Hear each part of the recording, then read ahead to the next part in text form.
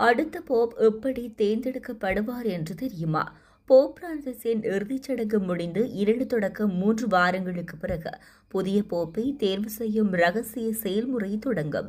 உலகெங்கிலும் இருந்து கார்டினர்கள் வாடிகனில் உள்ள ஸ்டெயின் தேவாலயத்தில் கூடுவார்கள். உலகில் தற்போதுள்ள 252 கார்டினர்களில் 138 பேர் மட்டுமே வாக்களிக்க தகுதியுடையவர்கள்.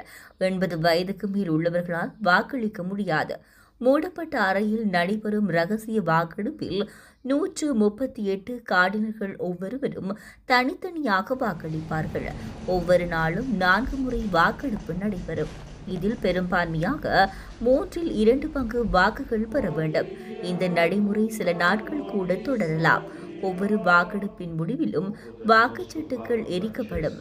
அதில் வரும் புகையின் நிறத்தை வைத்தே மக்கள் முடிவை தெரிந்து கொள்வர்.